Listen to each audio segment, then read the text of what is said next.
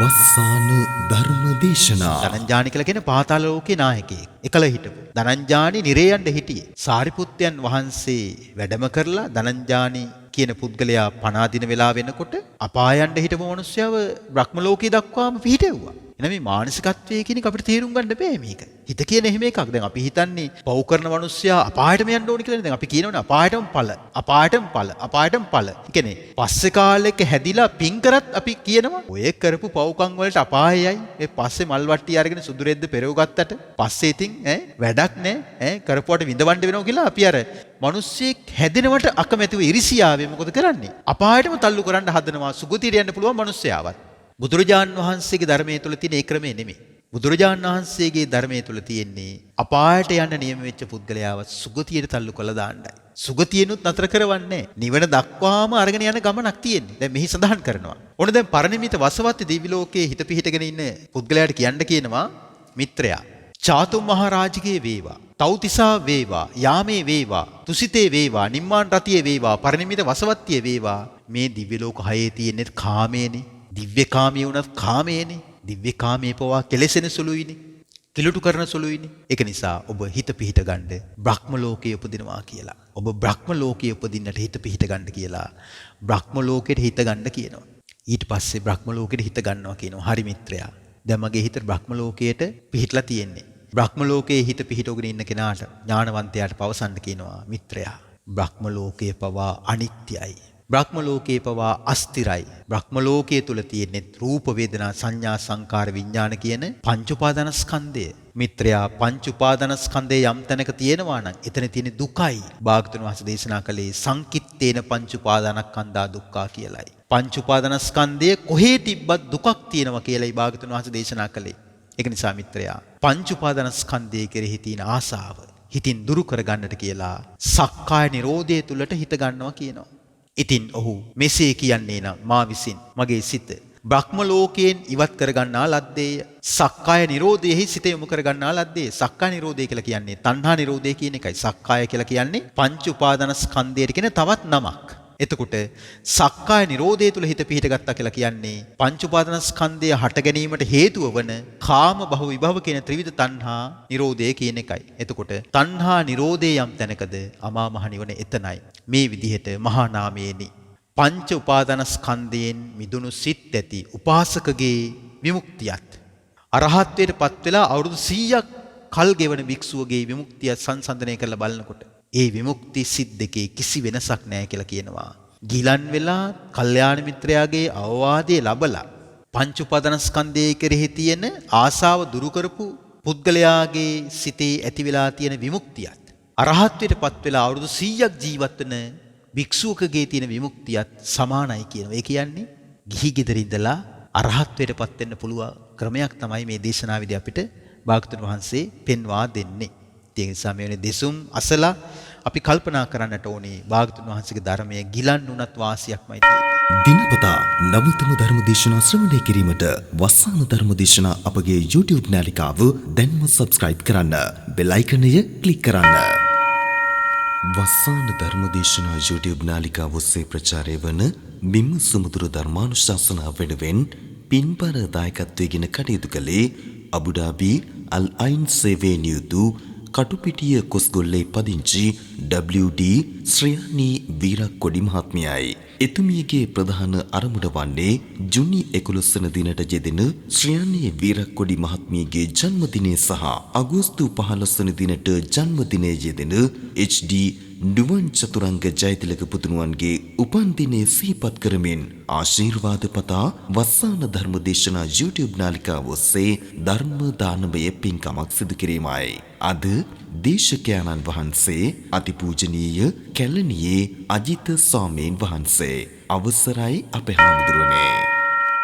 සමන්ත චක්කවාලේසු අත්‍රා ගච්ඡන්තු දේවතා සද්ධම්මං මුනි රාජස්ස සුනන්තු සග්ග මොක්ඛදං ධම්මස්සවන කාලෝ අයං භදන්තා ධම්මස්සවන කාලෝ අයං භදන්තා ධම්මස්සවන කාලෝ අයං භදන්තා නමෝ තස්ස භගවතු අරහතෝ සම්මා සම්බුද්දස්ස නමෝ තස්ස භගවතු අරහතෝ සම්මා සම්බුද්දස්ස නමෝ තස්ස භගවතු අරහතෝ සම්මා සම්බුද්දස්ස තුන් ලෝකාග්‍ර වූ භාග්‍යවත් අරහත් සම්මා සම්බුදුරජාණන් වහන්සේට නමස්කාර කරමි. නමස්කාර වේවා.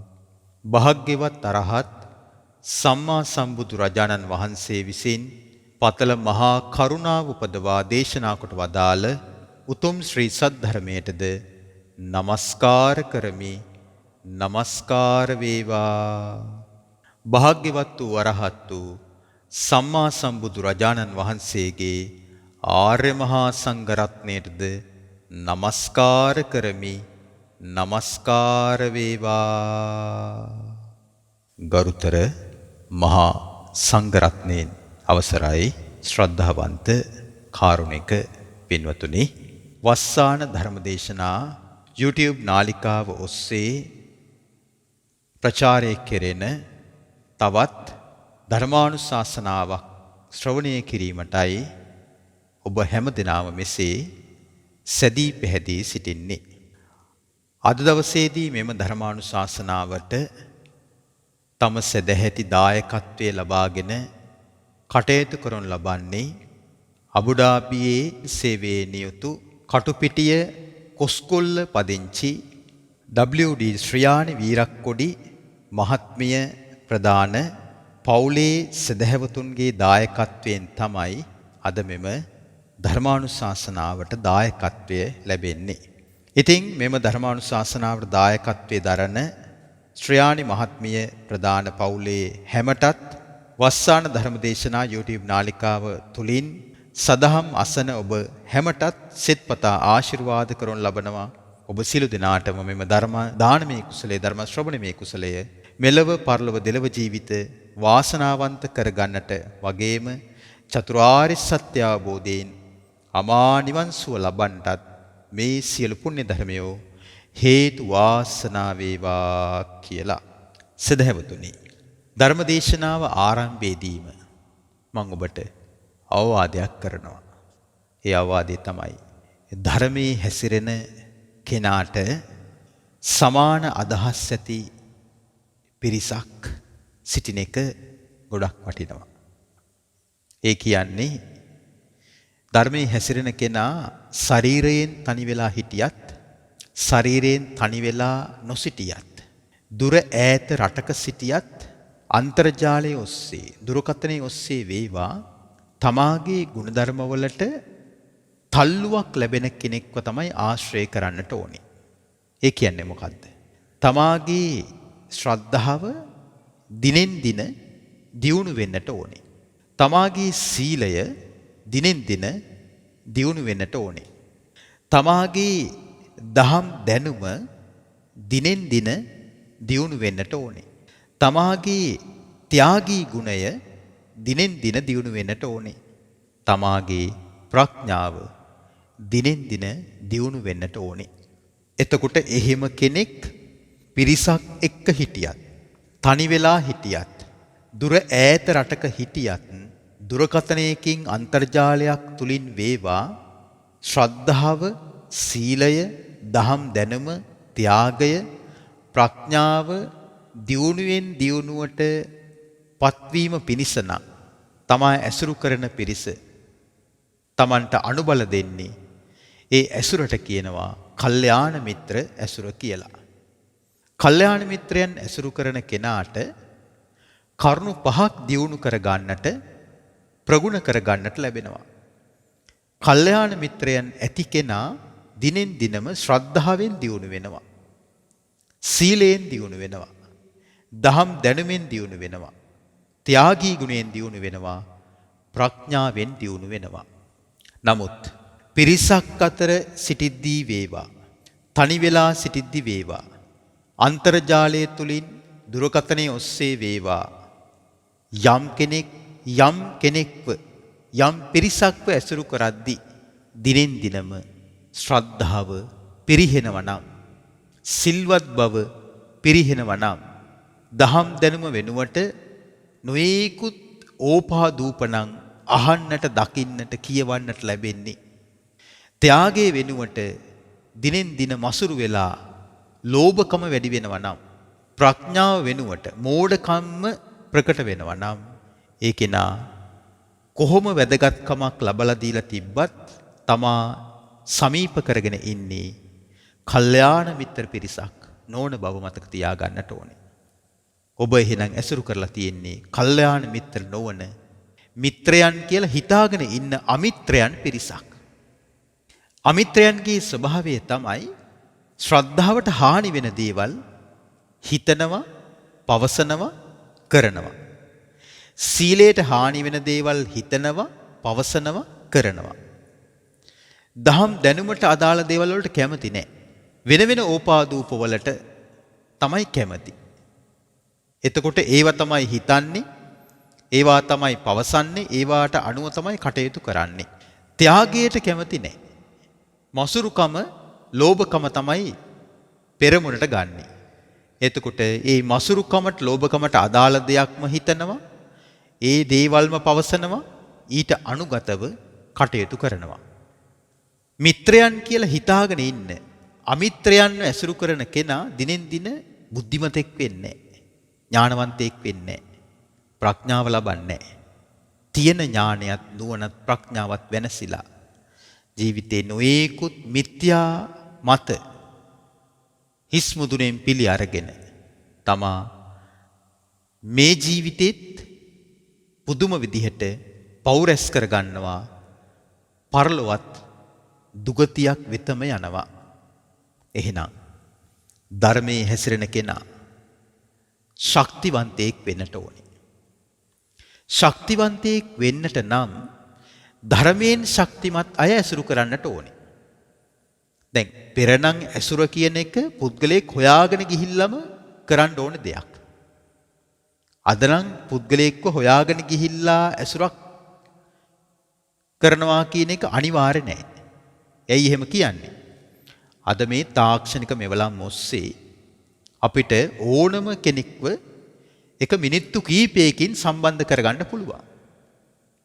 හැබැයි මේ පවත්වන සම්බන්ධය හොඳට හිටින්නත් පුළුවන්, නරකට හිටින්නත් පුළුවන්. දුර ඈත ඉන්න කෙනෙක්ව අන්තර්ජාලය ඔස්සේ සම්බන්ධ කර ගැනීම නිසා අපිට පින්සිත වර්ධනය කරගන්නත් පුළුවන්, පින වනස ගන්නත් පුළුවන්.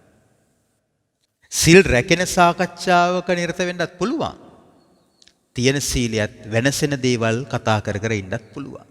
දැන් අපි ගත්තොත් වීඩියෝ ඇමතුම්. වීඩියෝ ඇමතුම් නිසා අද ඇතැම් අයගේ පෞල් ජීවිත පවා නැත්තර නැති වෙලා තියෙනවා. ඇතැම් වැඩිහිටි දෙමව්පියන්ට තමන්ගේම දූලට පුතාලට මුණ දෙන්න බැරි වෙලා තියෙනවා. තමන්ගේම සහෝදර සහෝදරයන්ට මුණ දෙන්න බැරි වෙලා තියෙනවා. තමන්ගේම ඥාතීන්ට මුණ දෙන්න බැරි වෙලා තියෙනවා. තමන්ගේම ගමට ප්‍රදේශයට මුණ දෙන්න බැරි වෙලා තියෙනවා. ඇයි? මේ ගන්න හැම එකක්ම ඕනම කෙනෙකුට පටිගත කරගන්න පුළුවන්. ඒක නිසා තාක්ෂණික මෙවලම් පරිහරණය කරන ඔබ, අපි අහලා තියෙනවා දැලිපිහියෙන් කිරි කනවා කියලා කතාවක් අහලා තියෙනවනේ. මේ ස්මාර්ට් ජංගම දුරකථනයට පුළුවන් ඔබව දියුණු කරන්නත් පුළුවන්, ඔබව නැත්තර නැති කරලා දාන්නත් පුළුවන්. දැන් මෙවැනි YouTube නාලිකා තුලින් ඔබ දිනපතා නිතිපතා සද්ධර්මයේ ශ්‍රවණය කරලා ශ්‍රද්ධාව වැඩි දියුණු කරගන්නවනේ. සීලයට අනුබල ලැබෙනවනේ. දහම් දැනුමට කොච්චර ධර්ම කාරණා මේ උතුම් ස්වාමින් වහන්සේලා කියලා දෙනවද? ලෝභය දුරුගෙන නිර්ලෝභී වෙන්නේ කොහොමද කියන එක කොච්චර කියලා දෙනවද? ප්‍රඥාව ලබන හැටිනේ මේ ස්වාමින් වහන්සේලා පවසන්නේ. ඉතින් ඒක නිසා අන්තර්ජාලය ඔස්සේ මේ වීඩියෝ ඇමතුම් ඔස්සේ ජංගම දුරකථනයේ ඔස්සේ කටයුතු කරනකොට ඔබ කොච්චරක් පරිස්සම් වෙන්න ඕනේද? 25ක් 50ක් 75ක් 80ක් 90ක් 95ක් 99ක් 100ක් පරිස්සම් වෙන්න ඕනේ. ඇයි එක පාරක් නම කැත වුණා නම් ඇති. නම කැත වෙන්නට ගිහි පැවිදි කතාවක් නැහැ. බලන්න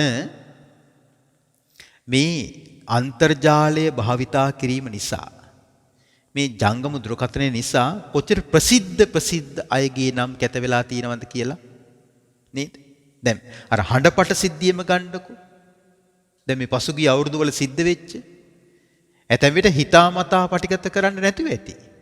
නමුත් මේ හඬපට ඔස්සේ බලන්නකො චරිත ඝාතනය වෙච්ච හැටි නේද? එතකොට මේ දුර්වල මනසකට දුර්වල හිතකට පුළුවන් මේ බොහෝ පිරිසකට හානි කරන්නට මේ වගේ ඉලෙක්ට්‍රොනික උපාංග භාවිතා කොට. ඒක නිසා අපි මේ ඉලෙක්ට්‍රොනික උපාංග වලට අපේ ජීවිතය පිදිය යුතු නැහැ. අපි මේ ඉලෙක්ට්‍රොනික උපාංග භාවිතා කොට පුළුවන් තරම් සම්මා සතිය උපදවාගෙන අපේ යහපත පිණිස මේ ඉලෙක්ට්‍රොනික උපාංග අපි පරිහරණය කළ යුතුයි.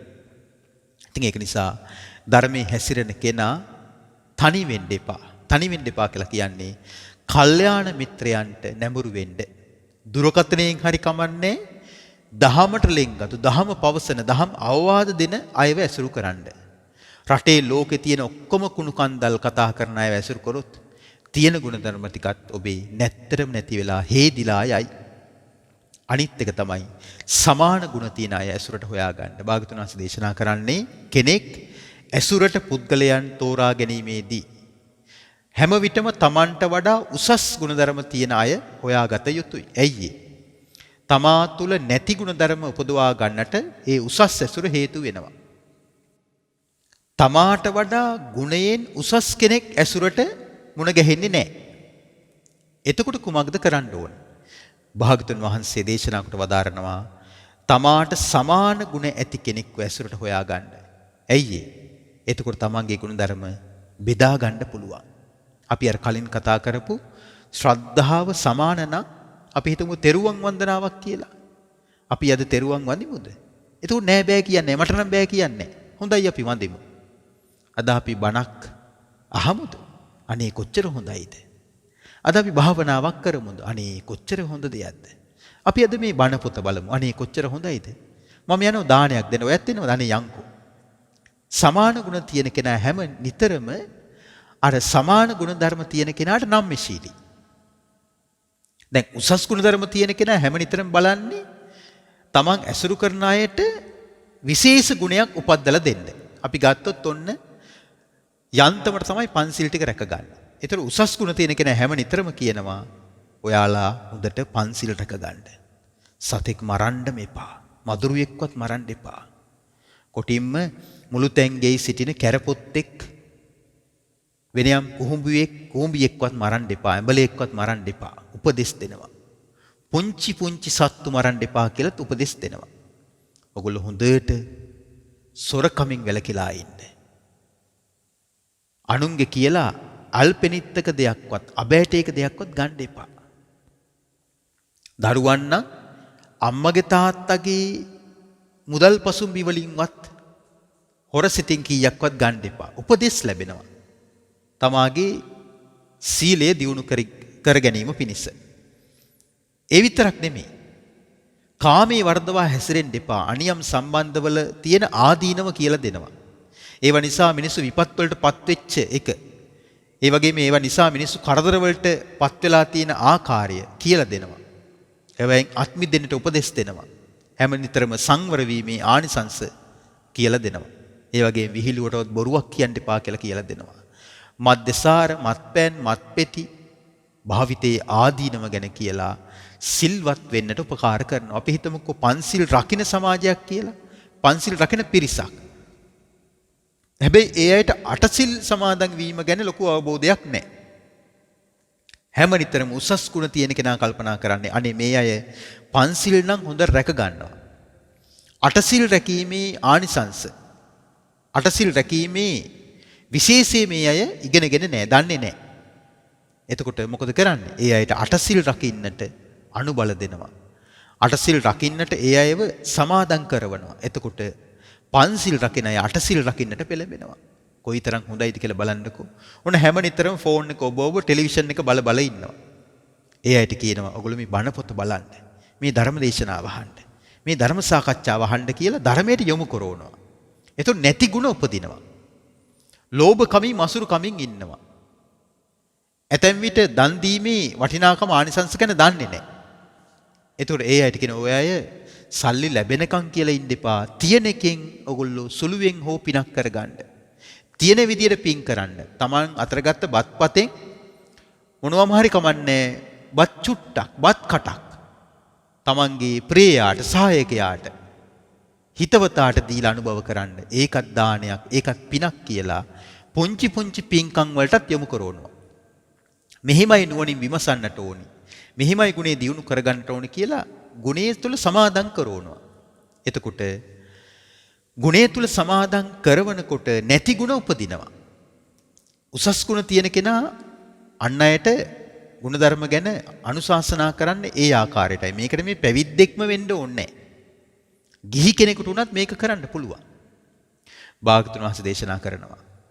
තමාට වඩා උසස් ගුණධර්ම තියෙන කෙනෙක් ඇසුරට මුණ ගැහෙන්නේ නැත්නම්, තමා තුළ තියෙන ගුණධර්ම බෙදා හදා ගන්නට අදාළ පුද්ගලයා මුණ ගැහෙන්නේ නැත්නම්, තමාට වඩා පහත් ගුණධර්ම තියෙන කෙනෙක් ආශ්‍රය කරන්න එපා කියනවා.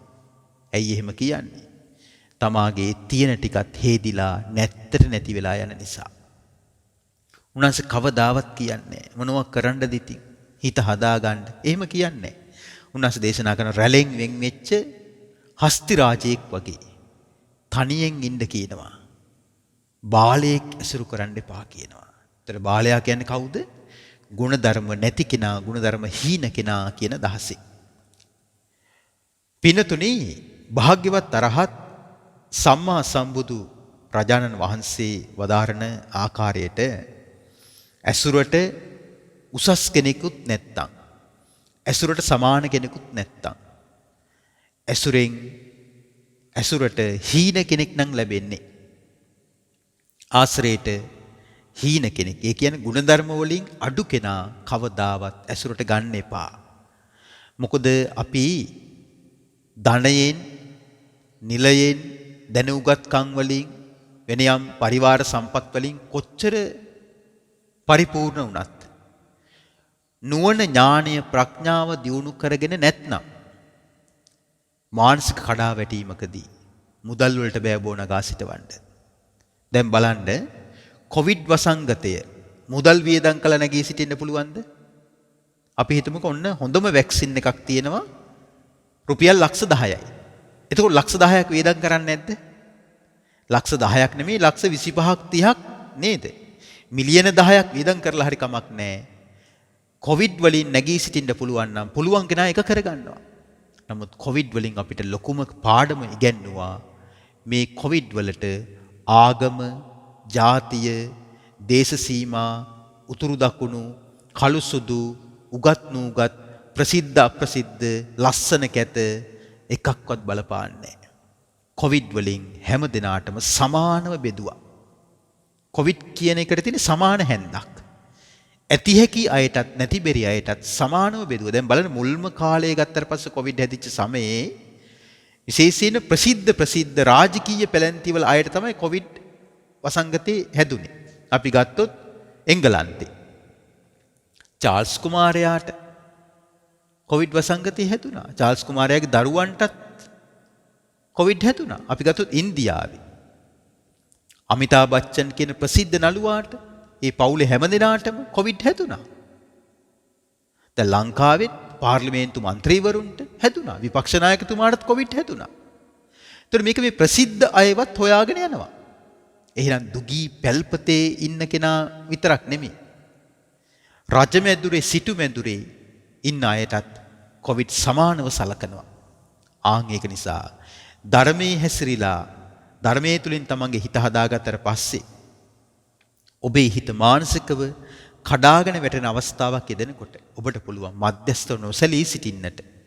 දැන් මේ ක්‍රියාත්මක වන්නේ අටලෝ දහමනේ.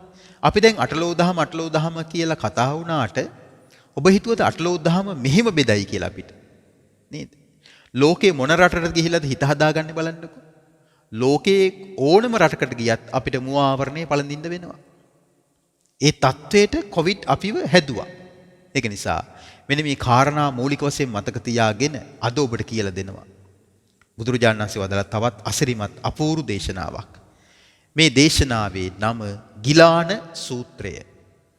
දේශනාවේ මූලාශ්‍ර ගැන සඳහන් කළොත් සූත්‍ර පිටකයට අයත් සංයුක්ත නිකායේ සෝතාපට්ටි සංයුක්තයේ සප්පඤ්ඤ වග්ගයට අයත් ගිලාන සූත්‍රය. ගිලාන සූත්‍ර කීපයක් ත්‍රිපිටක දේශනාව පුරාවටම දක්නට ලැබෙනවා. ගිලාන කියලා කියන්නේ ගිලන් රෝගී වීම කියන අදහස. එතකොට ගිලන් පුද්ගලයෙකුට කොහොමද උපදෙස් දෙන්නේ? ලෙඩ වෙච්ච කෙනෙකුට කොහොමද උපදෙස් දිය යුත්තේ කියන එක තමයි මේ දේශනාව පුරාවටම කතා කරන්නේ. මේක හරි අපූර්ව අසිරිමත් නිතර අහන්න නොලැබෙන දුර්ලභ ගණයේ දේශනාවක්.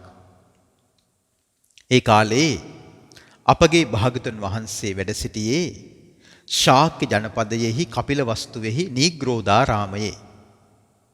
ඒ කාලේ බොහෝ භික්ෂුන් වහන්සේලා භාගතුන් වහන්සේගේ චීවරය සකස් කරනවා. ඒ කියන්නේ අලුතෙන් සිවුරක් මහනවා. නිමවන ලද සිවුරු ඇති භාගතුන් වහන්සේ තෙමසක් ඇවෑමෙන් චාරිකාවේ වඩින සේකයි කියා අහන්න ලැබුණා මහා නාම ශාක්‍ය රජතුමාට. භික්ෂුන් වහන්සේලා වස්සාන සමය නිම වෙලා භාගතුන් වහන්සේට සිවුරක් සකස් කරනවා.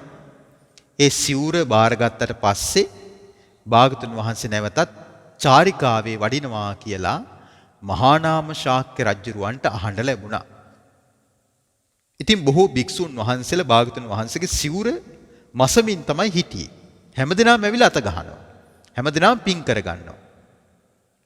ඉතින් මහා නාම ශාක්‍ය තෙමේ භාගතුන් වහන්සේ වෙත පැමිණුණා. පැමිණිලා භාගතුන් වහන්සේට ආදර ගෞරවයෙන් වන්දනා කළා. වන්දනා කොට එකත් පස්ව වාඩි වුණා. එකත් පස්ව වාඩි වුන් මහා නාම ශාක්‍ය රජතුමා භාගතුන් වහන්සේගෙන් මෙහෙම අහනවා. ස්වාමීනි, මා විසින් මෙන්න මේ කාරණය ඇහුවා. මට අහන්න ලැබුණා.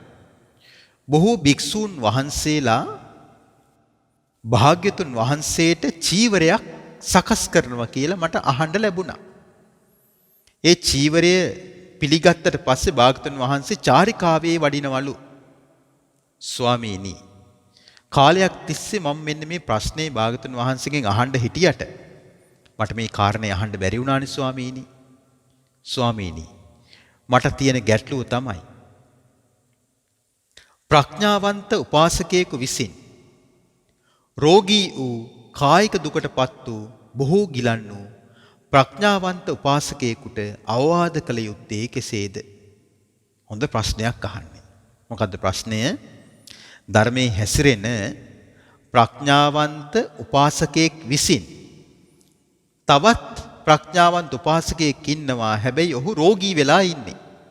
එතකොට එවැනි රෝගී වූ කායික දුකටපත් වූ බොහෝ ගිලන් වූ ප්‍රඥාවන්ත උපාසකයෙකුට කෙසේද අවවාද කළ යුත්තේ? සරලව කිව්වොත් ධර්මයේ හැසිරෙන කෙනෙක් තවත් ධර්මයේ හැසිරෙන කෙනෙක් බලන්න යනවා. හැබැයි බලන්න යන්නේ ගිලන් වෙච්ච කෙනෙක්ව. දෙන්නම සමානව ධර්මයේ හැසිරිච්ච අය. එතකොට ඒ සමානව ගුණධර්ම දියුණු කොට කෙනෙක් ගිලන් වුණාට පස්සේ තමන්ගේ කල්යාණ මිත්‍රයා ඒ ගිලන් වෙච්ච කෙනාට මොන වගේ කතාවක්ද කළ යුත්තේ කියලා තමයි මෙතනදී අහන්නේ. දැන් බලන්න මේක කොච්චර සජීවීද කියලා. අපේ ජීවිතවල එහෙම දේවල් අපිට සිද්ධ වෙනව නේද? අපිත් එක්ක එකට ඉන්න අය ලෙඩ වෙනවා. අසනීප වෙනවා, රෝගී වෙනවා. ඇතැම් විට බරපතල ශල්‍ය කර්ම වලට ලක් වෙනවා. අපි යනවා අය බලන්නනේ. අපි යද්දි මොනවද අරයි යන්නේ? නෙස්ටමෝල්ට් අරයි යනවා, හෝර්ලික්ස් අරයි යනවා, ඇපල් අරයි යනවා. දොඩම් අරන් යනවා. සුප් හදාගෙන යනවා. තේ හදාගෙන යනවා. කණ්ඩ කැමති කෑම හදාගෙන යනවා. විවිධ දේවල් අරගෙන යනවා. ගිහිල්ලා අපි මොකද්ද කියන්නේ? අනේ බලන්නකෝ ඔයාටත් වෙච්ච දෙයක්.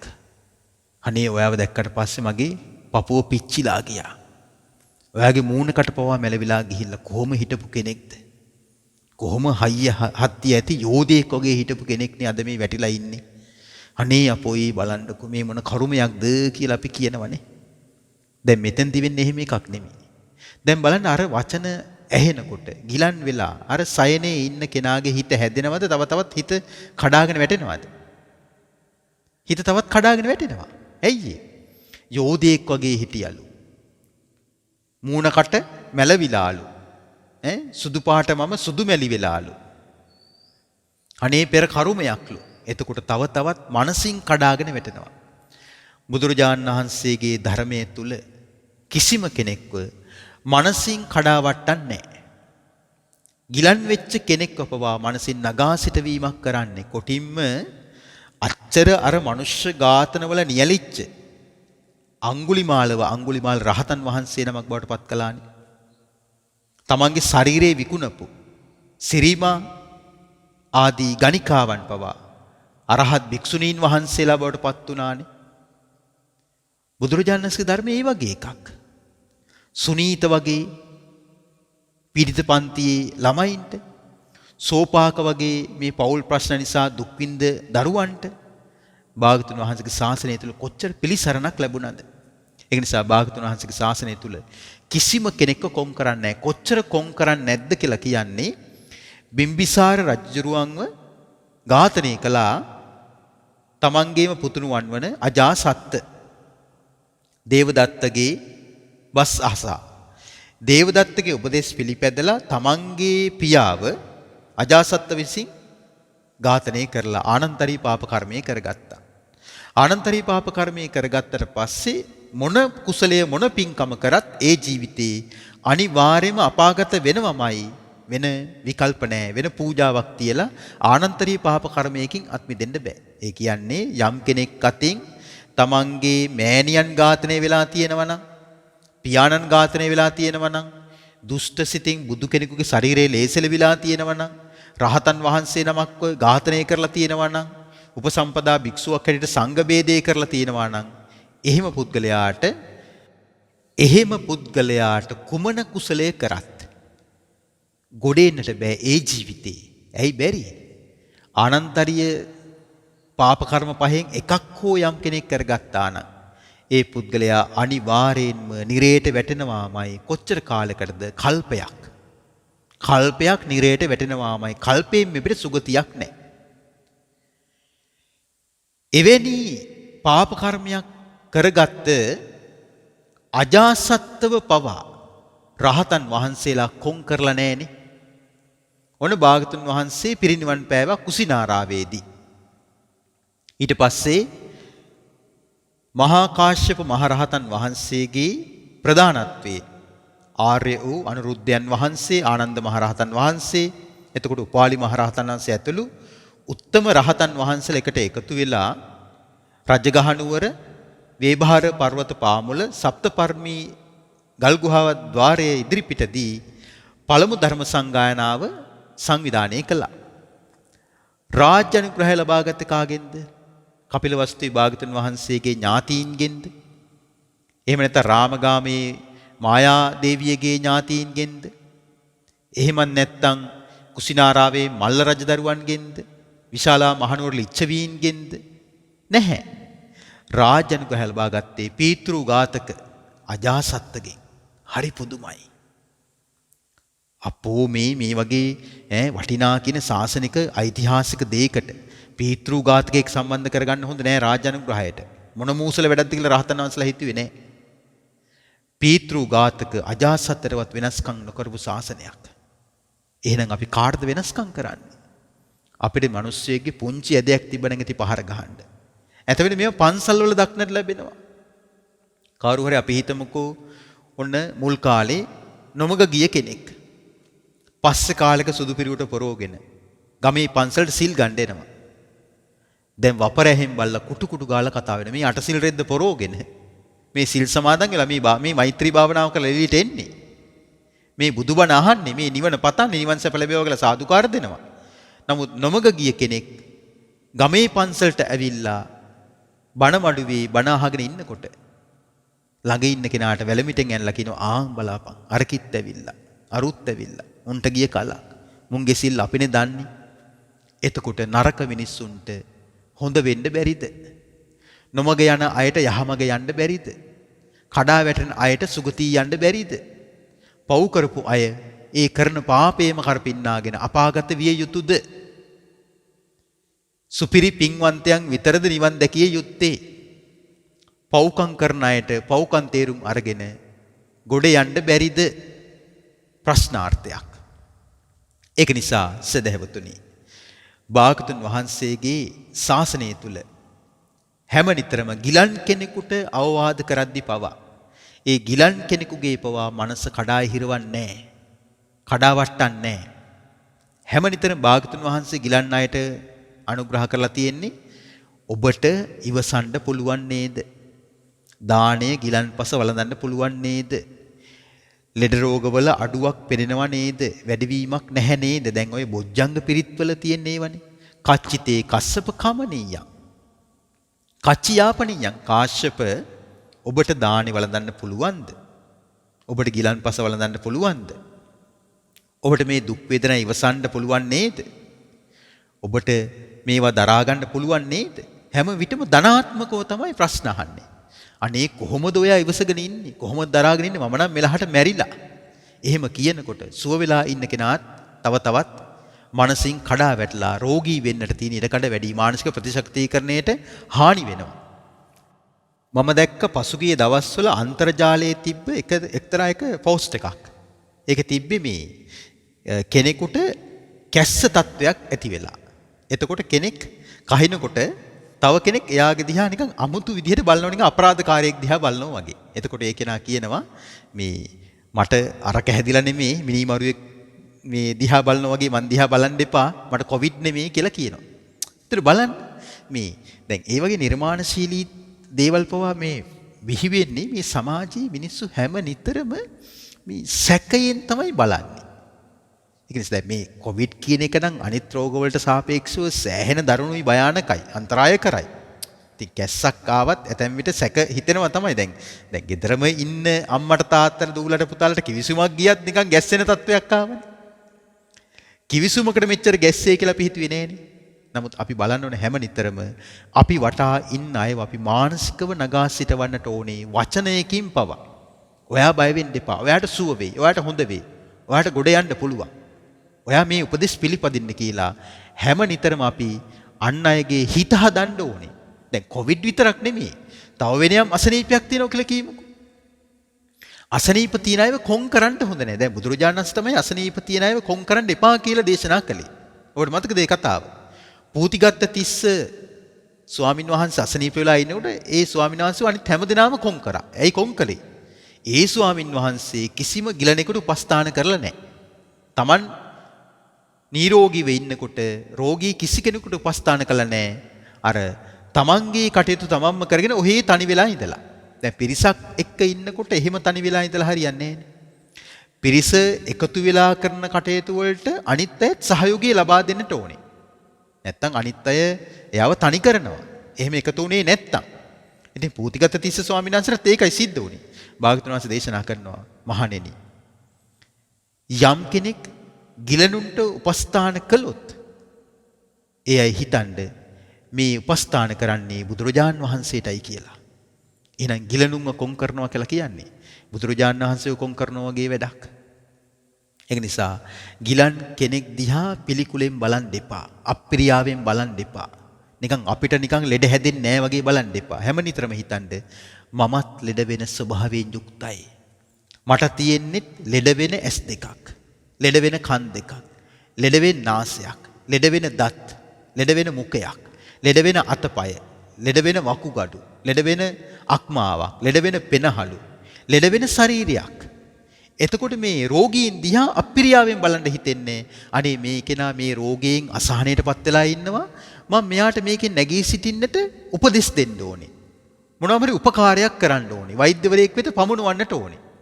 ඒතර බලන්නකො මේ බුද්ධෝපස්ථානය කියන එකෙන් අදහස් වෙන්නේ මේ මල් වට්ටිය පූජා කිරීමම, පහන් පත්තු කිරීමම, බුද්ධ පූජාව තැබීමම, ව්‍යංජන 32ක් තැබීමම නෙමෙයි. රුවන්වැලි සෑය ළඟට ගිහිල්ලා වන්දනා කරන එක විතරක් නෙමෙයි. බුද්ධෝපස්ථානය කියලා කියන්නේ කරුණාව, මෛත්‍රිය, මනුස්සකම. රුවන්වැලි සෑය වටා කප්රුකක් බැඳලා 21 පාරක් පැදගුණු කරලාවත් වැඩක් නැහැ. ඒ පුද්ගලයාගේ හිතේ මෛත්‍රිය, කරුණාව, මනුස්සකම නැත්තම් එහෙනම් එකක් මතක තියාගන්න. කරුණාව තියෙන්නට ඕනේ, මෛත්‍රිය තියෙන්නට ඕනේ, දයාව තියෙන්නට ඕනේ, දරා ගැනීමේ ශක්තිය තියෙන්නට ඕනේ, අංක එකටම මනුස්සකම තියෙන්නට ඕනේ. මනුස්සකම තමයි බුදුරජාණන් වහන්සේට සලකන්න තියෙන හොඳම ක්‍රමය. මනුස්සකම තියෙන කෙනා කාගේවත් දුක කැමති නැහැ. දැන් කරණීයමෙත්ත සූත්‍රයේදී භාගතුන් වහන්සේ දේශනා කරනවා නපරෝ පරන්නිකුබ්බේත නාති මඤ්ඤේත කත්ත චිනං කංචි ව්‍යාරෝසනා පටික සංඥා නාඤ්ඤ මඤ්ඤස දුක්ඛ මිච්ඡෙය්‍ය. කිසිවෙක් කිසිවෙකු නොම රවටාවා, කිසි තැනකදී ඉහළින් නොසිතාවා, නපුරු දරුණු බස් නොම පවසාවා, අනෙකෙකුගේ දුක කැමති නොවේවා. මෛත්‍රී කරුණාව තියෙන කවුරුත් කාවත් රවට්ටන්නේ නැහැ. කවුරු හරි කාව හරි රවට්ටනවා නම් ඒ රැවැට්ටීම තුල තියෙන්නෙම වෛරී සිත. මෙත් සිත නොමැතිකම. අපි හිතමුකෝ ස්වාමියා බිරිඳව රවට්ටනවා නම් ඒ ස්වාමියාට බිරිඳ ගැන කරුණාවක්, මෛත්‍රියක් නැහැ. බිරිඳ සැමියාව රවට්ටනවා නම් ඒ බිරිඳට ස්වාමියා ගැන මෛත්‍රියක්, කරුණාවක් නැහැ. දෙමව්පියන්ව දරුවෝ රවට්ටනවා නම් ඒ දරුවන්ට දෙමව්පියන් ගැන කරුණාවක්, මෛත්‍රියක් නැහැ. ඇයි ඒ? රැවටීම තියෙන්නේ. රවට්ටන එකකින් අදහස් කරන්නේ වාසියක් ගන්නවා කියන එකනේ. වාසියක් ගන්නවා කියන එකෙන් අදහස් කරන්නේ මිල මුදල් දීපල වාසියම විතරක් නෙමෙයි, තමන්ගේ ඇඟ බේරා ගැනීම. ඒක නිසා හැම නිතරම කරුණාව, මෛත්‍රිය තියෙන කෙනා මනුස්සකමට මුල් තැන දෙනවා. මම තමයි කෙරුමා, මං තමයි ප්‍රධානියා, මම තමයි ලොක්කා කියලා කිසිම තැනක ඉහළින් හිතන්නේ. මේ කරණීයමෙත්ත සූත්‍රයෙන් අපේ ජීවිතවලට ගන්න තියෙන පාඩම් ගොඩක් තියෙනවා. නමුත් මේක කටපාඩම් දිනපතා කියනවා. නමුත් රවට ඉන්නවා. ඒතර බුදුරජාණන් වහන්සේගේ ධර්මය අපිට ප්‍රායෝගික වෙලාද බලන්නකෝ. බුදුරජාණන් වහන්සේගේ ධර්මය අපේ මුඛයේ තිබ්බට අපේ හදවතට කිඳා බැහැලද බලන්නකෝ. ඒක නිසා හැම නිතරම කෙනෙක් ගිලන් වුණාට පස්සේ ඒ ගිලනාව නගා සිටවන්නට අපිට පුළුවන් නම් ඒක මහා පිනක්. ඒ මානසිකව කෙනෙක්ව කඩා වැටලා ඉන්න අවස්ථාවක අපිට ගොඩ ගන්න පුළුවන් නම් ඒක කොච්චර පිනක්ද බලන්නකෝ. ඔබ හිතන්න හැම දෙයක්ම තියෙනවා. කෙනෙකුට හැම දෙයක්ම තියෙනවා. හැබැයි මනසින් වැටලා ඉන්නවා. හැම දෙයක්ම තිබ්බත් මනසින් වැටලා නම් ඉන්නේ. වැඩක් තියෙනවද? කිසිම දෙයක් නැහැ. මනසින් ශක්තිමත්ව ඉන්නවා. ඒක නේද වටින්නේ. එහෙනම් මානසික නිරෝගීකම තමයි අංක 1. මානසික සතුට තමයි අංක 1. මානසික සැපේ තමයි අංක 1. මොන දේවල් නැති වුණත්, මොන දේවල් තිබ්බත් භාගතුන් වහන්සේ මෙහෙම පවසනවා. මහානාමයේනි, ප්‍රඥාවන්ත උපාසකයා විසින් රෝගී වූ කායික දුකටපත් බොහෝ ගිලන් වූ ප්‍රඥාවන්ත උපාසකයාට අස්සසිල්ල ඇති කර දෙන කරුණු 4ක් සිහි කරවන්න ඕනේ කියනවා. කරුණු 4ක් කියලා දෙන්න ඕනේ කියනවා. දැන් ඒතර මේ ධර්මයේ හැසිරෙන කෙනෙක් අසනීප වෙලා ඉන්නකොට තවත් ධර්මයේ හැසිරෙන කල්යාණ මිත්‍රයෙක් ගිහිල්ලා ඔහුට සිහි කැඳවන දේවල් භාගතුන් වහන්සේ මෙසේ පවසනවා. ඔහුට කියලා දෙන්න කියනවා බුදුරජාන් වහන්සේගේ බුදු ගුණ. මොනවද බුදු ගුණ? භාගතුන් වහන්සේ අරහං සම්මා සම්බුද්ධ විද්‍යාචර්ණ සම්පන්න සුගත ලෝකවිදු අනුත්තර උපරිස ධම්ම සාරති සත්තා දේව මනුස්සානං බුද්ධෝ භගවා බුදු ගුණ කියලා දෙන්න කියනවා. ඉතින් බුදු ගුණ 9ම නැතත් එකක් දෙකක් කියලා දෙන එක වටිනවනේ. බුදුරජාණන් වහන්සේ කොහොමද මේ ගිලන් අවස්ථාවක අපිට පිළිපදින්න කිව්වේ? කොහොමද උන්වහන්සේ දරාගත්තේ? ඊතර බුදු ගුණ කියනකොට සංසිඳනවා. කොටින්ම ඉතිපිසෝ භගවා අරහං කියන මේ ගාථා පාඨයේ සජ්ජායනා කරනකොටත් ඇතම් කෙනෙක්ගේ හිතේ ආලෝකේ වැටිලා ඒක මූණෙන් පවා ලැබෙනවනේ. අනේ ඔයාට ලොකු පිනක්. මම මේ ලොකු චිත්ත පීඩාවක හිටියේ. පිරිත් ටික ඇහුවට පස්සේ මට නිකන් අමෝතු නව පණක් ලැබුණා වගේ කියලා ඇතමයි කියනවනේ.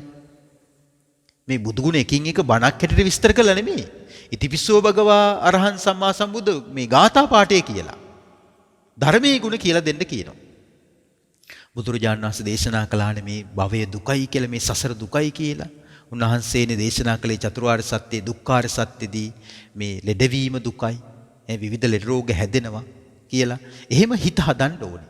භාගතුන් වහන්සේ වදාළ ධර්මයේ ස්වාක්කාතයි, සම්දිට්ඨිකයි, අකාලිකයි, ඒහිපස්සිකයි, ඕපනයිකයි, පච්චත්තං වේතබ්බෝ විඤ්ඤෝහි ගුණේන් යුක්තයි කියලා ධර්මයේ ගුණ කියලා දෙන්න කියනවා. අර ගිලන් වෙච්ච කල්යාණ මිත්‍රයාට රහතන් වහන්සේලා ගැන මගපලලාභී ශ්‍රාවක උතුමන්ගේ ගුණ කියලා දෙන්න කියනවා.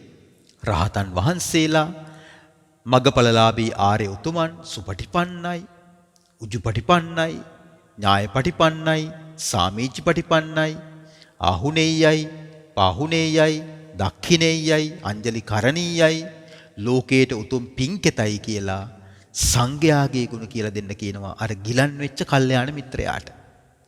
ඒ විතරක් නෙමෙයි. ඒ ගිලන් වෙච්ච කල්යාණ මිත්‍රයාට කියලා දෙන්නට කියනවා බලන්න ඔබ කාලයක් තිස්සේ දැන් සතුන් මැරීමෙන් වැළකීලා ඉන්න කෙනෙක්.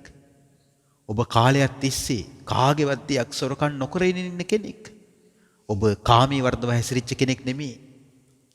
ඔයා බොරුකාරයෙක් නෙමෙයි.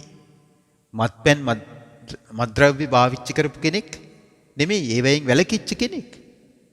ඔබට ඔබේ සීලය ගැන හිතලා කොච්චර සැනසෙන්න පුළුවන්ද කියලා තමන්ගේම ගුණ සිහි කරෝලා ඒ පුද්ගලයාගේ හිත හදන්න කියනවා. ඒතර බලන්න අකණ්ඩව ප්‍රතිපත්ති ගරුක වීම තුල අතරින් පතර හෝ සිල්පද කැඩලා නැත්තම් අපේ හිත පසුතැවෙන කාරණා අපිට සිහි වෙන්නේ නැහැ. එහෙනම් අත්වැරදි සිද්ධ වෙන්න පුළුවන්. නොමග යන්න පුළුවන්, නොමගට වැටෙන්න පුළුවන්. නමුත් ධර්මයක් මුණ ගැහුනට පස්සේ අපි දිනෙන් දින හැදෙන්න ඕනේ. දිනෙන් දින සිල්වත් වෙන්න ඕනේ. අපිට මීට පෙර දියුණු කරගන්න බැරි වෙච්ච ගුණධර්ම අද ඉඳලවත් අපි දියුණු කරගන්න අදිෂ්ඨානයක් ඇති කරගත්තොත් අපි කිසි කෙනෙක් දුගතිගාමී වෙන්නේ නැහැ. ඇයි අපි බුදුරජාන් වහන්සේව පිහිට කරගෙන, ශ්‍රී සද්ධර්මයේ පිහිට කරගෙන, රහතන් වහන්සේලා පිහිට කරගෙන, සිල්වත් ගුණවත් පංචශීලයෙන් අෂ්ටාංග සීලයෙන් යුක්තව කටයුතු කරනකොට අපේ යහපත අපිටම දැක ගන්න පුළුවන්. අනේ මං ලැබිච්ච මේ දුර්ලභ මිනිස් ජීවිතේ ගොඩාක් ප්‍රයෝජන ලබාගෙන තියෙනවනේ කියලා තව කෙනෙකුට පුරුසාරම් දොඩන්න ඕනේ. තමන්ට තමන් ගැන හිතලා සැනසෙන්න බැරිද? පුළුවන්. ඇයි තමන් මේ ලෝකයට කරපු අපරාධයක් නැහැ. තමන් කාටවත් කරපු හානියක් නැහැ. කාගේවත් තමන් සීලයක් බිඳලා නැහැ. තමන්ටම තමන් ගැන හිතලා සතුටු වෙන්නට සැනසෙන්නට තමන් දියුණු කරන ගුණයම හේතු වෙනවා. ඉතින් භාගතුන් වහන්සේ පවසන මහා නාමයේනි මේ ආකාරයට පවසන්න ආයුෂ්මත ඔබට භාගතුන් වහන්සේ කෙරෙහි ශ්‍රද්ධාව ඇත. ශ්‍රී සද්ධර්මයේ කෙරෙහි ශ්‍රද්ධාව ඇත. ශ්‍රාවක සංඝයා කෙරෙහි ශ්‍රද්ධාව ඇත. ඒ වගේම ඔබ ආර්යකාන්ත සීලයෙන් සමන්විතව ඇත.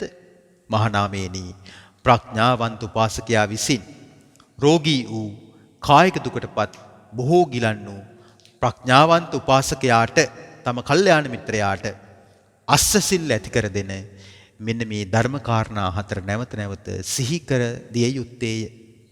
එහෙනම් ගිලෙනෙක් බලන්න ගියාට පස්සේ ඊට පස්සේ මොකද කරන්නේ? අනේ අක්කේ ඔයාට වෙලා තියෙන දෙයක්. අනේ මල්ලියේ මේ මොකද මේ උනේ? අයියෝ අයියේ, අයියෝ අක්කේ, අයියෝ අම්මේ, අයියෝ තාත්තේ කියලා එහෙම හූල්ලනවද? එහෙම හූල්ලන්නේ නැහැ. ධර්මයේ සිහි කරවන්න. ධර්මයේ සිහි කරවන එක තමයි අපි විසින් කළ යුතුම දේ. ඒක අපි ගෙනියන නෙස්ටමෝල් පැකට් එකට වඩා වටිනවා. හෝර්ලික්ස් ටින් එකට වඩා වටිනවා. පළතුරු වට්ටියට වඩා වටිනවා. අර ධර්මයෙන් කරන අවවාදයකින් අදහස් කරන අතවනවන යන්න කියන එක නෙමෙයි. අර ගෙනියන භෞතික දේට වඩා, ආහාර පාන වලට වඩා, සුප් කැඳ වලට වඩා ධර්මයෙන් ලැබෙන ඒ අනුශාසනාව ඒ පුද්ගලයාට සෑහෙන්න වටිනවා. ඒක නිසා මම අර මුලින්ම කිව්වේ ඒකයි. සමාන අදහස් ඇති අය ධර්මයේ හැසිරුණාට පස්සේ මේ වගේ දෙබසක් කරගෙන යන්න පුළුවන්. දැන් ධර්මයේ දන්නේ නැති කෙනෙක් ළඟට ගිහලා මේක කියන්නේ කිව්වොත් මොකද වෙන්නේ? අනේ ඔයාගේ බණ ඔයා තියාගන්න. මම මේ රැවුල ගිනි අරන් ඉන්නලා මෙයා එනවා සුරුට්ටුපත්තු කරන්න, මෙයා එනවා මේ බණ කියන්න මට බැනුම් අහන්න වෙනවා. මොන මේ බණක්ද මේ වෙලාවේ? මම මේ මගේ වේදනාව මං විතරයි දන්නේ. මෙයා එනවා මෙතන බණ කියන්න. දැන් ධර්මයේ දන්න කෙනෙක්, ධර්මයේ හැසිරෙන කෙනෙක් පින් දෙනවා. අනේ ඔයාට ගොඩාක් පින්. මගේ නිකන් ලෙඩ රෝග ටිකක් හොඳ වුණා වගේ. ඔයාගේ මේ ධර්ම කාරණා අහලා කියලා පින් දෙනවා. ශ්‍රද්ධාවන්තයාගේ ලක්ෂණය ඒක තමයි. ධර්මයට කැමති. භාගතුන් වහන්සේ මෙසේ පවසනවා. මහා නාමයේනි. ගිලන් වෙච්ච ඒ තම කල්යාණ මිත්‍රයාගෙන් මෙන්න මෙහෙම අහන්න කියනවා. ප්‍රශ්න කරන්න කියනවා. පින්වත, මව්පියන් පිළිබඳව ඔබට බලාපොරොත්තුවක් තියෙනවද? අම්මා තාත්තා ගැන ඔයාට මොකක් හරි හිතේ අදහසක් තියෙනවද? අම්මා තාත්තා ගැන ඔයා දුකෙන් දෙන්නේ. එතකොට කියයි කියනවා මෙහෙම යාළුවා අම්මා තාත්තා ගැන තමයි මට දුක. මං අම්මා තාත්තා ගැන තමයි කල්පනා කර කර ඉන්නේ. එතකොට කියන්නේ කියනවා මෙහෙම මිත්‍රයා මරණයට ලංව සිටි. ඔබ දැන් ජීවිතය අතහරින්නට ළඟයි. දැන් බලන්න ඥානේ තියෙන්නට ඕනි. එහෙම නැත්නම් මාව මරා ගන්න හැදුවයි කියලා අපිට නේද? බැනුම් අහලා හොඳටම දොස් අහලා යන්න වෙනවා. ස්පිරිතාලෙන් දුවන්න වෙනවා. දැන් අතර මේ ධර්මයේ හැසිරෙන කෙනාට මරණය ගැන කිව්වයි කියලා එයා කිපෙන්නේ නැහැ. මරණාසන්න වෙච්ච මිත්‍රයාට කියනවා පින්වත ඔබ වනාහි මරණයට ලංව සිටි. මැරෙනවා කියන එක මේ ලෝකයේ ස්වභාවයක්. ඉතින් පින්වත මව්පියන් කෙරෙහි බලාපොරොත්තු තිබ්බත් බලාපොරොත්තු නොතිබ්බත් ඔබට අම්මව තාත්තව අතහරින්න සිද්ධ වෙනවා.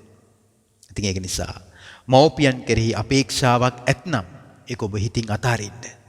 ඒක තමයි ඔබට යහපත පිණිස පවතින්නේ කියලා කරුණු කාරණා කියලා දෙන්න කියනවා.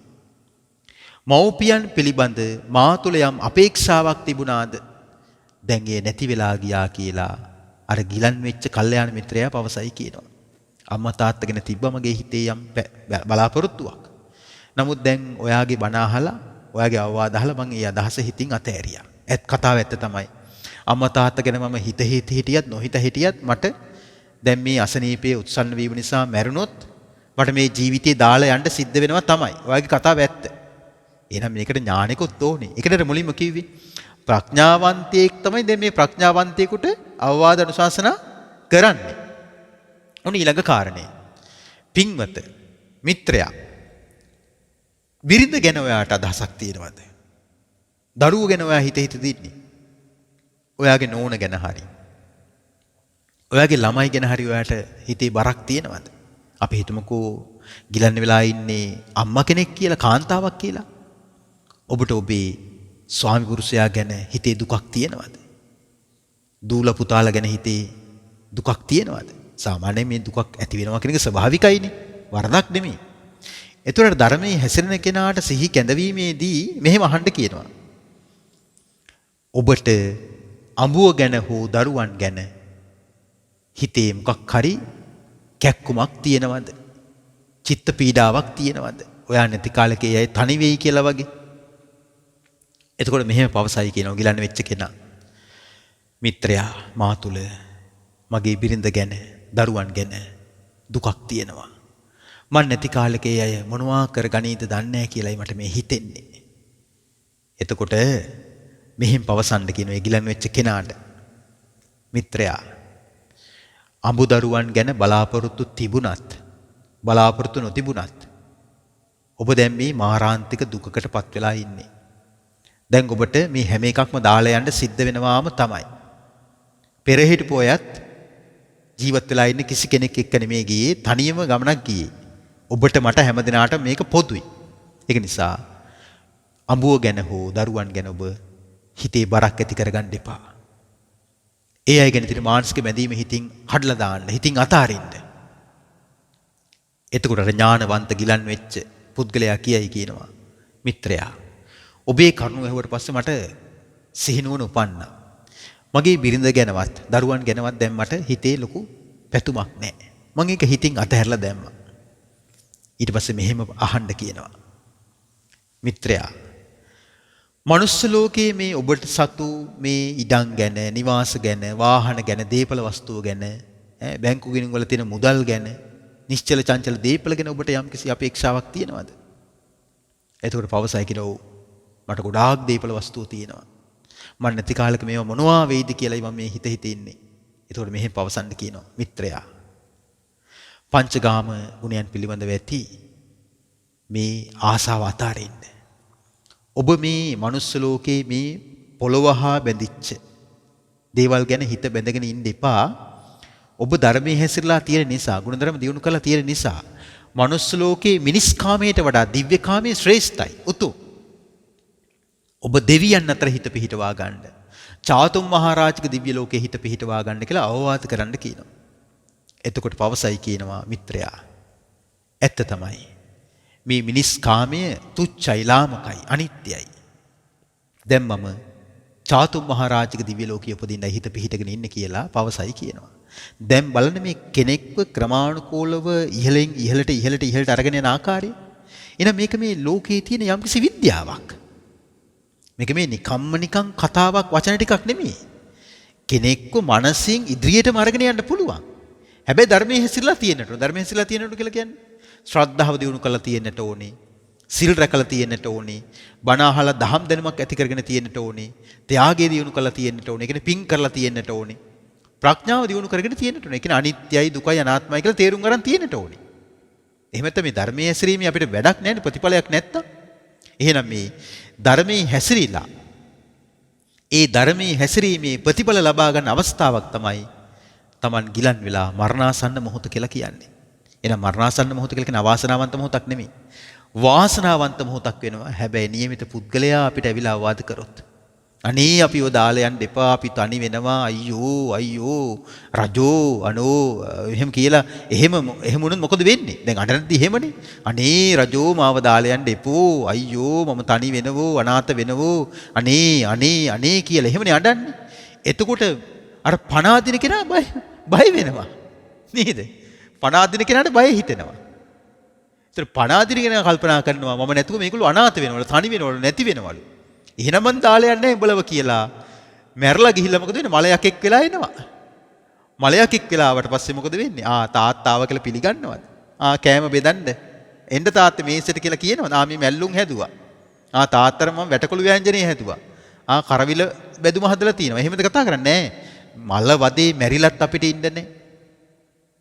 යම් කට්ටඩිය මොන ගහෙන්නේ? පොහුලක් කපලා අපි මේ දුම්මල ගහලා හරි කමන්නේ එළවමු කියලා මලවදේ කියන එකටපත් වෙන්න එපා.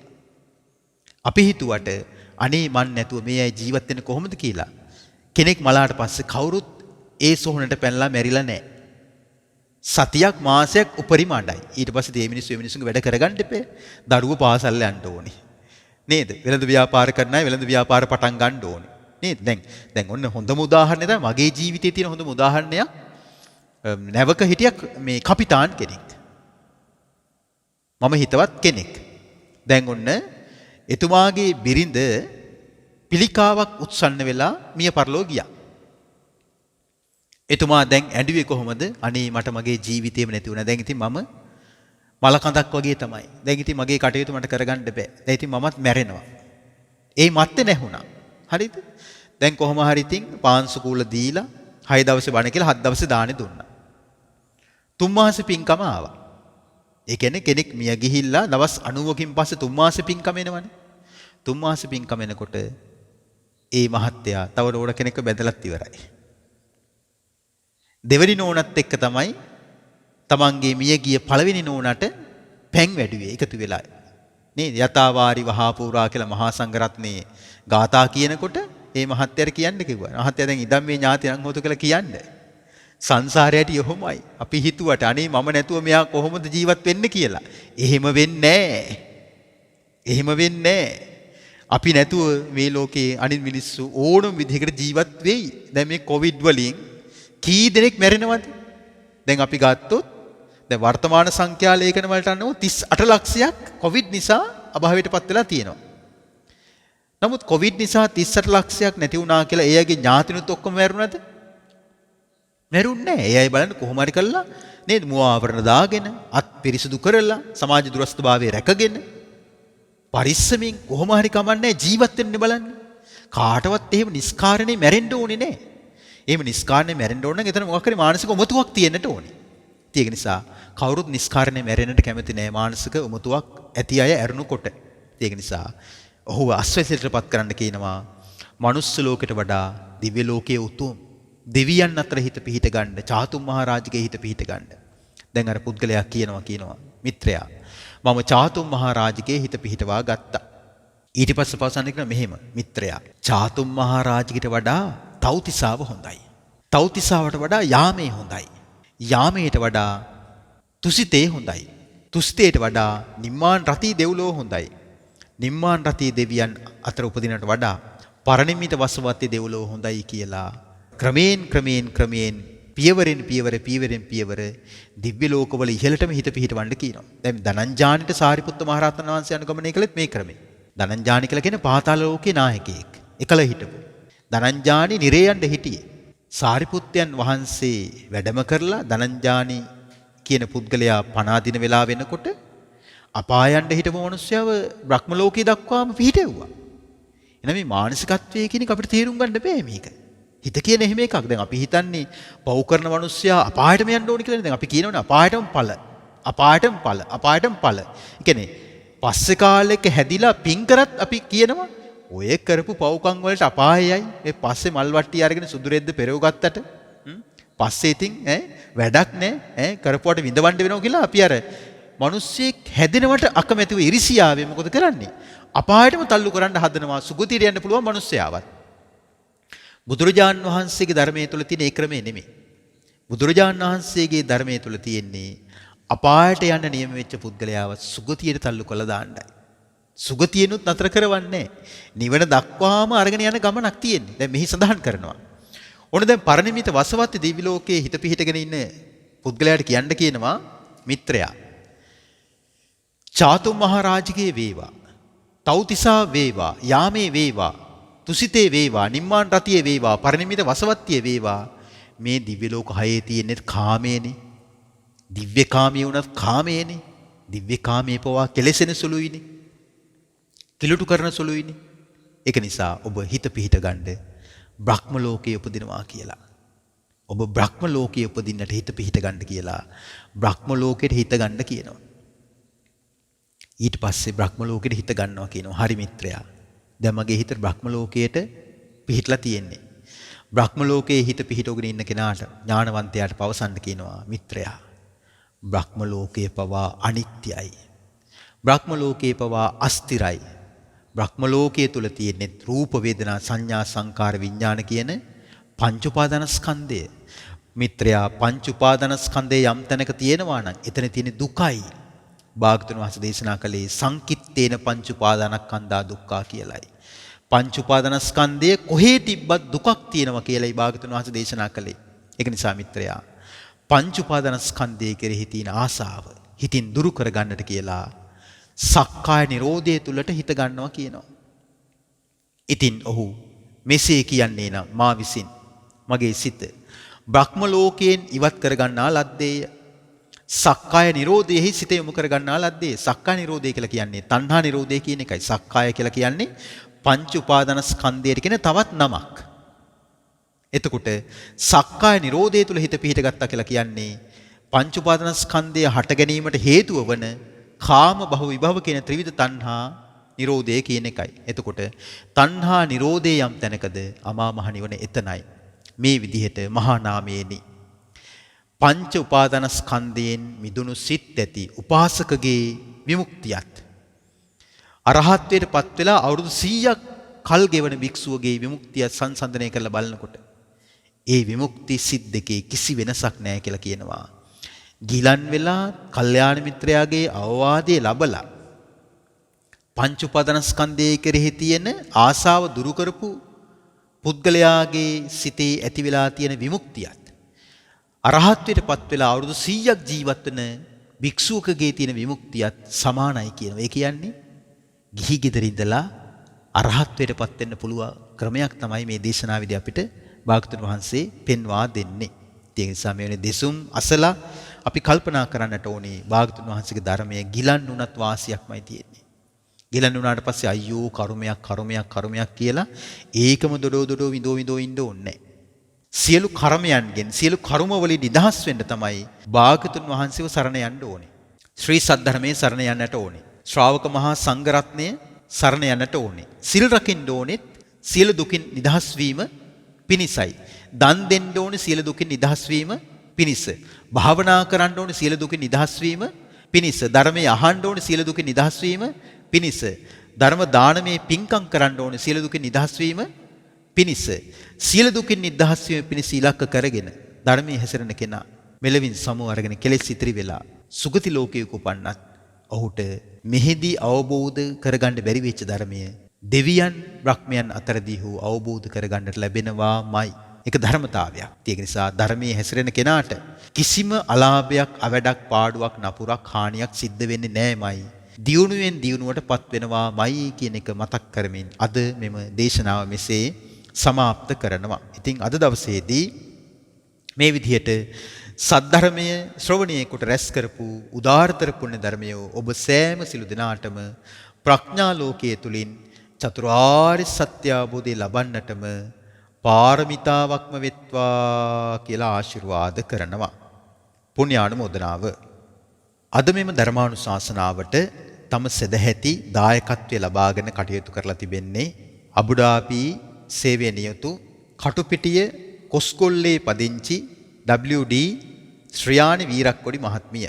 ඉතින් එතුමිය බලාපොරොත්තු වෙන්නේ ප්‍රධාන අරමුණ හැටියට ජුනි මාස 11 වන දිනට යෙදෙන ශ්‍රියානි වීරක්කොඩි මහත්මියගේ සහ අගෝස්තු මාස 15 වන දිනට ජන්මදිනයේ යෙදෙන HD නුවන් චතුරංග ජයතිලක පුතුණුවන්ගේ උපන්දින වෙනුවෙන් ආශිර්වාද සෙත් ප්‍රාර්ථනා කර ගැනීමට මෙම ධර්ම දානමේ පින්කම සිදු කරනු ලබනවා.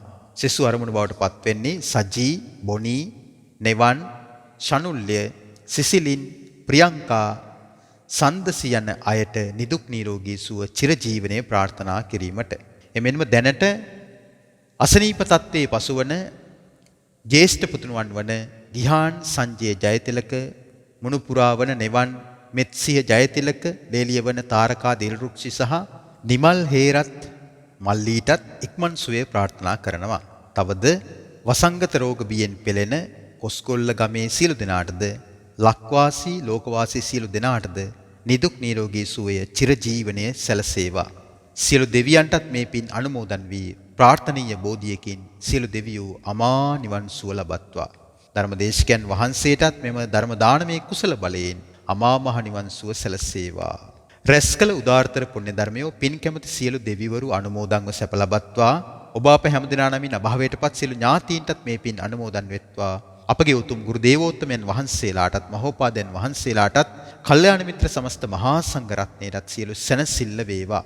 අපගේ දෙමාපිය වැඩිහිටි ඥාතිහිතයිසීන් සියලු දෙනාටමත් වස්සාන ධර්ම දේශනා YouTube නාලිකාව පවත්වාගෙන යනු ලබන හැම දිනාට මෙන්ම ලක්වැසි ලෝවැසි සද්ධර්මයේ ශ්‍රවණය කරපු සෑම සිළු දිනාටමත් කායික මානසික නිදුක් නිරෝගී සුව සහනය වේවා.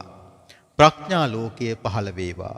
චතුරාර්ය සත්‍ය අවබෝධයෙන් අමා නිවනින් සැනසීම ලබත්වා.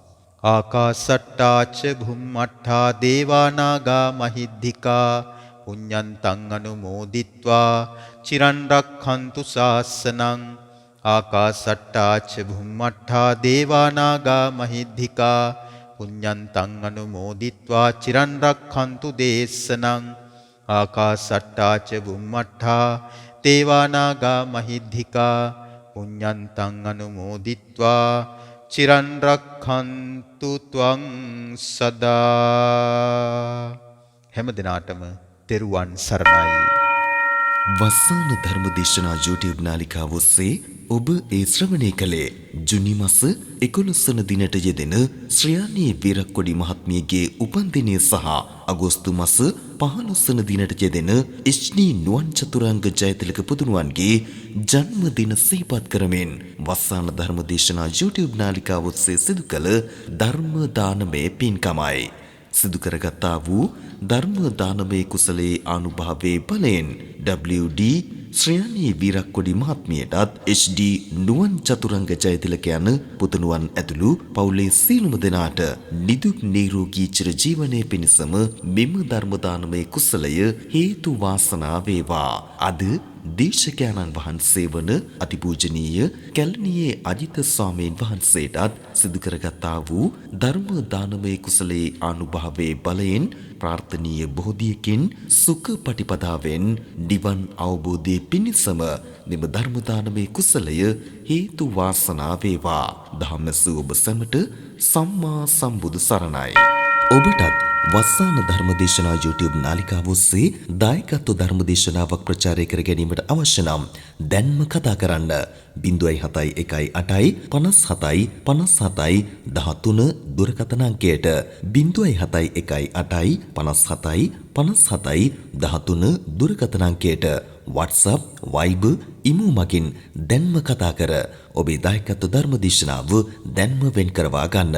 ධම්මසූබ සැමට සම්මා සම්බුදු සරණයි. දිනපතා නවතම ධර්මදේශනා ශ්‍රවණය කිරීමට වස්සාන ධර්මදේශනා අපගේ YouTube නාලිකාව දැන්ම සබ්ස්ක්‍රයිබ් කරන්න. බෙල් අයිකනය ක්ලික් කරන්න.